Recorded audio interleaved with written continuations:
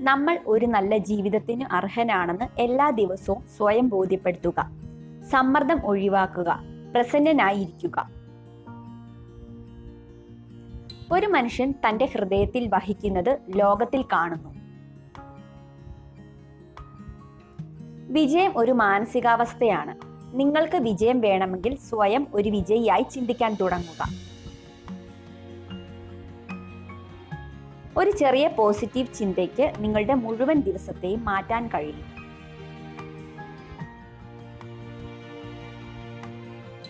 നല്ല ജീവിതം ഒരു പ്രക്രിയയാണ്, ഒരു അവസ്ഥയല്ല. അതൊരു ദിശയാണ്, ലക്ഷ്യസ്ഥാനമല്ല. ആളുകൾ തങ്ങളുടെ അധികാരം ഉപേക്ഷിക്കുന്ന ഏറ്റവും സാധാരണമായ മാർഗം തങ്ങൾക്ക് ഒന്നുമില്ലെന്ന് കരുതുക എന്നതാണ്. പ്രതിബന്ധങ്ങളെ തരണം ചെയ്യാനും വേദനയെ നേരിടാനും പുതിയ ലക്ഷ്യങ്ങളിൽ എത്തിച്ചേരാനും നിങ്ങളെ സഹായിക്കുന്ന ഒരു മൂല്യവത്തായ ഉപകരണമാണ് പോസിറ്റീവ് ചിന്ത. നമ്മെ സന്തോഷിപ്പിക്കുന്ന ആളുകളോട് നമുക്ക് നന്ദിയുള്ളവരായിരിക്കാം. അവർ നമ്മുടെ ആത്മാക്കളെ പൂവിടുന്ന ആകർഷകമായ തോട്ടക്കാരാണ്. നിങ്ങളുടെ ജീവിതത്തിന്റെ സന്തോഷം നിങ്ങളുടെ ചിന്തകളുടെ ഗുണനിലവാരത്തെ ആശ്രയിച്ചിരിക്കുന്നു.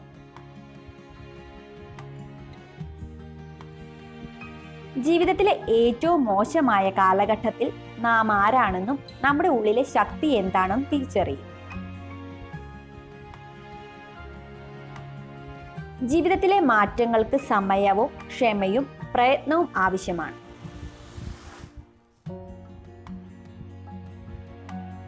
ലക്ഷ്യത്തിൽ നിന്ന് വ്യതിചലിക്കുമ്പോൾ കാണുന്ന ഭയാനകമായ ദൃശ്യങ്ങളാണ് തടസ്സങ്ങൾ.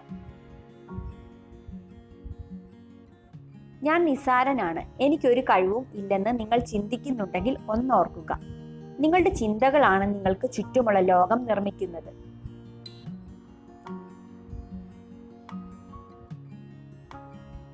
സുന്ദരികളായ 90% സ്ത്രീകളുടെയും ജോഡി കൂടുതൽ ആകർഷകരല്ലാത്ത പുരുഷന്മാരാണ്. കാരണം സ്ത്രീകൾ ഇണകളെ തിരഞ്ഞെടുക്കുമ്പോൾ ആകർഷണത്തെക്കാൾ ഉപരി അവരുടെ ഗുണങ്ങളാണ് കൂടുതൽ ശ്രദ്ധിക്കുന്നത്.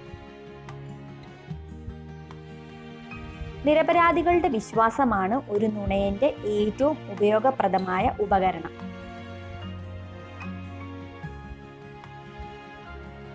ശരിയായ അനുപാതത്തിലല്ലെങ്കിൽ ചടുലമായ വിവേകം കൈവശം വെക്കുന്നതിൽ പ്രയോജനമില്ല.